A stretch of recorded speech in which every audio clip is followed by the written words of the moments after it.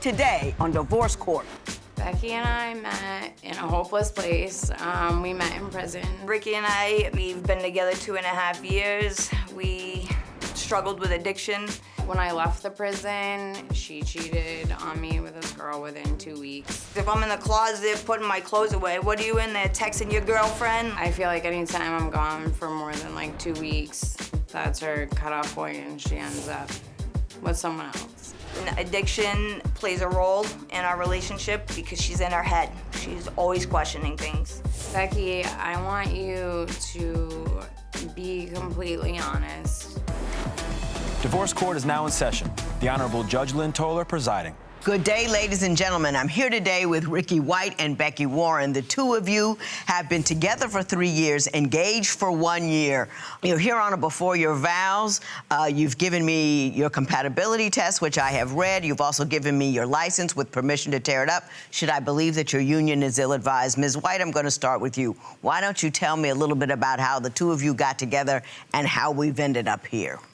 My daughter passed away a week before Christmas in 2015. I'm so unexpectedly. sorry. She was 6. I chose to relapse and Relapse into opiate addiction. opiate addiction, okay. Yes. Oh, is that her? Yeah. Oh, adorable. We're going to take that down, though, because I don't want... Well, you all right? Yeah.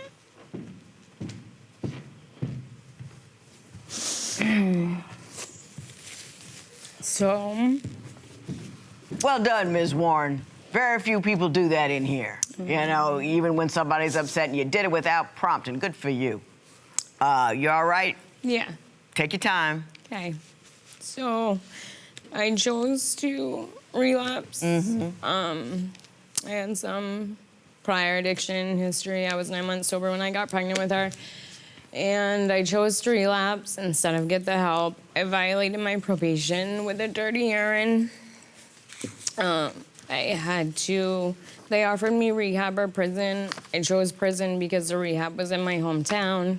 I knew that wasn't gonna be a good choice. Right. So I went into the prison. I was there probably about a month before Becky and I met. And we met about a week before Kennedy's 7th birthday on July 30th. And I was having a bad day. Prison's not really a place to grieve.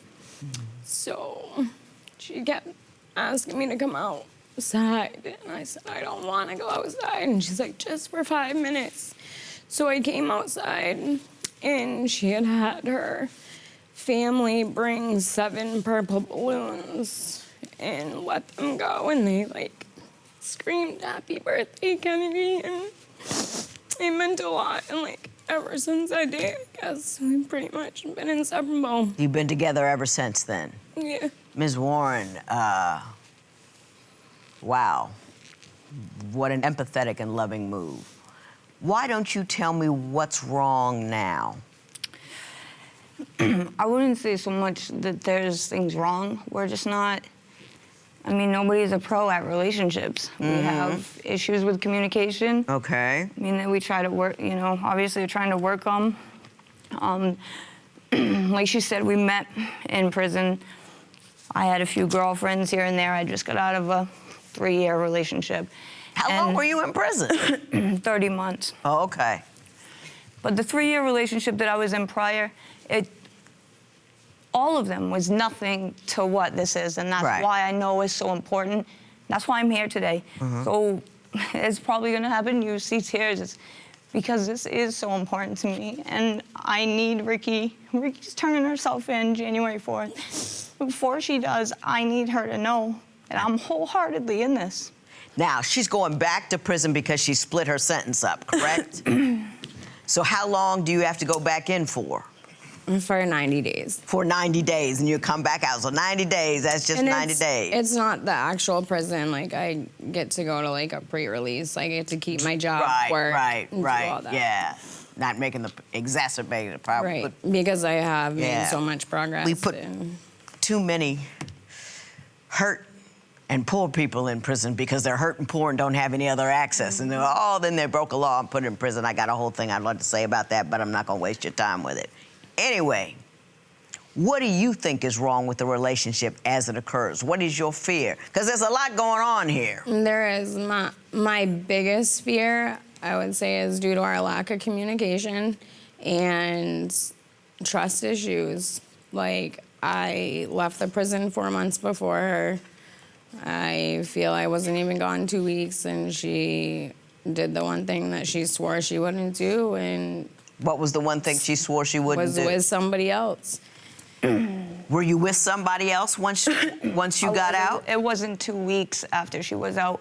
It was a week after our year anniversary, actually. Uh-huh. I had called Rikki on our anniversary, Kennedy's 7th birthday, and I said, "Hey, babe, I love you. How you doing?" "Why the would you ask me how I'm doing? You know what today is?" "Yeah, I do know what today is, and that's why I'm asking." Well, I have a really good relationship with Rikki's mom, and I kept in contact with her throughout this whole thing. She told me, when Rikki acts like that, addiction. That's Rikki's problem. So instantly, I knew, because she never talked to me like that. We never spoke to one another like that. So I instantly knew, and That she was using again. yeah. And I had fears that she was prior, but I trusted her until she was ready to tell me that, yeah, I fell off the wagon. So it was a week after our year anniversary. I didn't talk to her. I literally got 3 cards in 4 months because she fell off the wagon. And that was my biggest concern when she left. We had been together 11 months before we had ever been physical with one another, which we gained that emotional connection through letters, through just... Right. And I don't even know.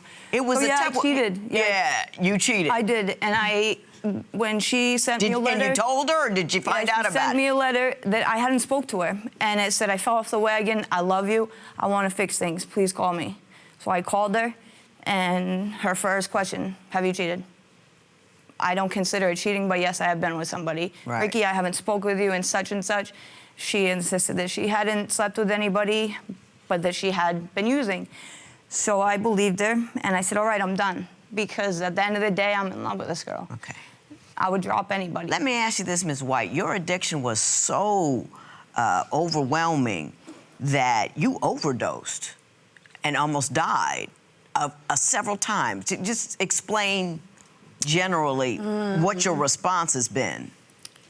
As far as the overdose, I feel like as an addict, when you're at that point, like, that's your intention. Yeah. I mean, as an addict, you're all, every single day, like, you take that risk. Like, you don't know if it's gonna be your last time, and it's a hopeless disease, and you're stuck in that moment that it's almost like, just let this happen. If it happens, when I it had happens. lost Kennedy, like, I didn't care. I got you.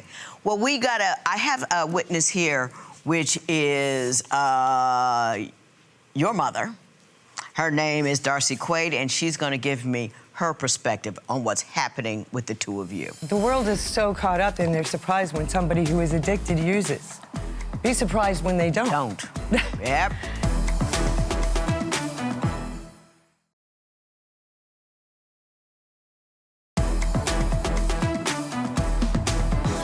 Ms. White and Ms. Warren, you've both been very honest with me about the nature of the relationship and the concerns that you have, but we also have your mother here, Ms. McQuaid, so I'm going to ask her to come forward.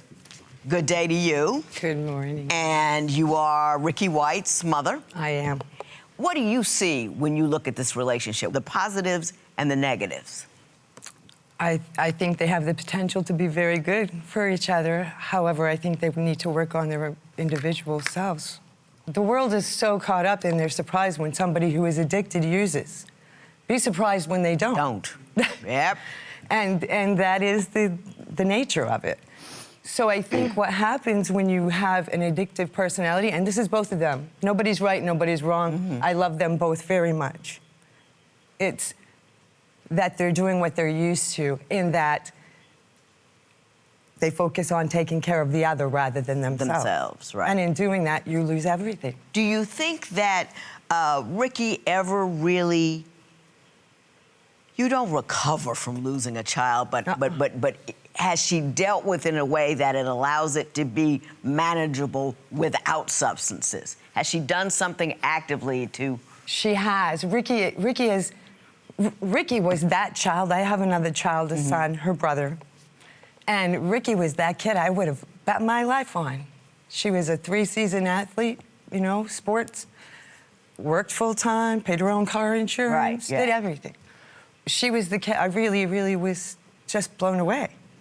But it's addiction. Yeah. Anybody can fall in.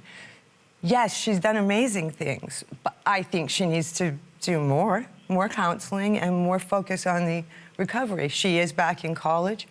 Out of high school, Rikki Lynn went to school for criminal justice and dropped out and went in another direction with the criminal. Mom, you're funny. It's real. I enjoyed it. Let me ask you this, Ms. White. Have you done some work to help you recover over the loss of your child? Not recover from drugs, but recover from the underlying, not recover, but at least make it manageable without drugs? Honestly, no. I've done my own work, like what works for me, and like found my own way. But as far as like grief counseling or anything like that, no. Are you opposed to it? No, like I want it.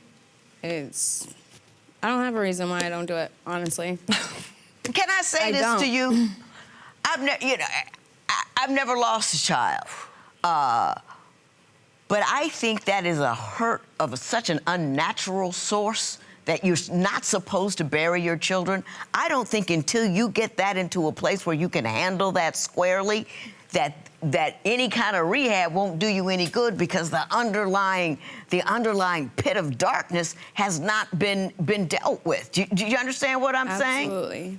Mom, do you agree? I don't think that you recover from that kind of grief. I have to tell you, it's an ebb and a flow. It comes and it goes. It gets less and less. But there are ways to cope with it and ways to deal with it. Without professionals addiction, can help you with it without addiction. And I think that, it never goes away, but you can put it in a place where you can manage it. Ms. McQuaid, thank you very much for your input. I really appreciate it. And next thing I want to do is talk to Ms. Warren about what you believe is evidence of Ms. White's infidelity. I backed up her phone, and I seen a lot more than I wanted to. Show me what you found.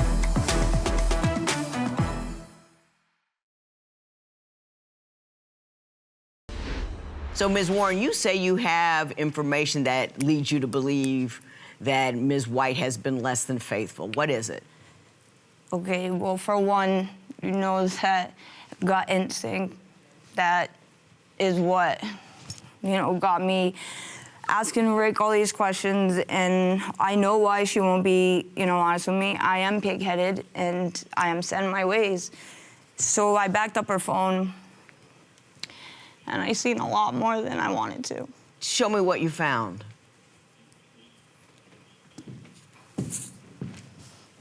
Now, what am I looking at here? Rikki went to my mother's house when she was released from prison, and that's her ex-boyfriend that's messaging her. He drove down to my mother's house to pick her up so they could have sexual intercourse while she's staying at my mother's house, and I'm under the impression that we're together. So when she said, Becky cheated on me 2 weeks after I left, I'm a little shocked to why she even cared. Ms. White, did you get involved with an ex? I did, but we were really good friends. Did our conversation go? He didn't drive down specifically to see me. He works all over the state of Maine. Like, he drives and he's a manager. He had to be in that area. I had been away, and when I was in, he was one of the only friends that stuck by me and wrote and was there. And did our conversation definitely cross some boundaries? Absolutely. Did I have sex that night? Absolutely not. Well, now, maybe I'm misinterpreting this. It definitely was inappropriate. Yeah. It was. But he was telling you about the condition of his situation. Absolutely. Which was at attention in your direction. Mm-hmm. That all happened. It did. And you were using at the time, however. Absolutely. No, you wasn't. You were clean at the time, wasn't you? You were at my mother's house. You were supposed to be clean. You just got out of Wyndham. Were you clean or weren't Well, you? no, I wasn't, because honestly, when I got out of Wyndham, I went to my mom's for a week.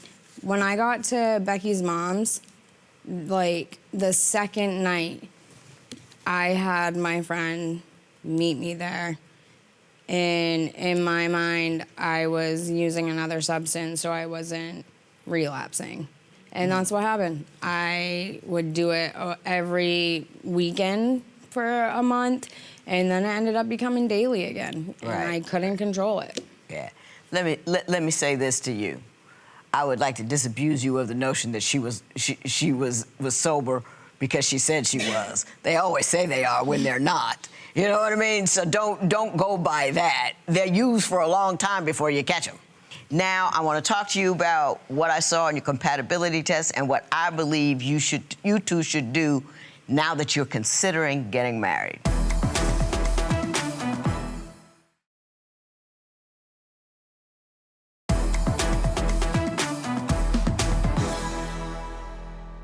Addicted people do all kinds of things they never would do otherwise because they're high, they're looking to get high, they're looking to get money to be high, they're looking for ways not to get high, and none of that has to do with the love that they have for you, their mother, or anybody else. That's just addict behavior. So you can't take that in as a personal affront, like she did what she said she was never gonna do. That ain't what happened. She fell down. She clipped you on the way to the ground, but she fell down. Ms. White, you got to handle the underlying grief because the rest of it won't come together until that's together. I got a brother-in-law lost 2 of his 3 kids. And until he got somebody to talk to, it ate at him. And it's never okay, but it can get better. So much so that you can handle it without having to have substances. So I beg of you, if you are going to do anything, that's the first thing that you need to do. Are you with me on that one? Absolutely. Now, I'm not gonna give you back this marriage license because y'all not ready. As Ms. McQuaid said, individual work, individual work. 2 broken people don't come together and make a whole. 2 broken people come together and make a mess. And we just don't want that to happen. So we want you to fix you, you to fix you, and then when that's all done, then 2 whole people can come together and make a relationship. Not gonna tear up your marriage license. I'm just gonna fold it up in this folder and walk off and wish you both the best of luck. This matter is adjourned.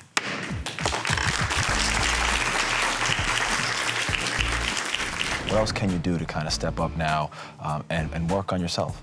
I need to do counseling. I need to get those coping skills instead of going back. Judge Lynn said it's clear and obvious you guys, do love each other, but there's obviously things we need to work on. What are some of the things that you can do after leaving here today? I'm gonna, take the steps to better me while she's bettering her, and, in the end, we'll better one another, because that's what we do.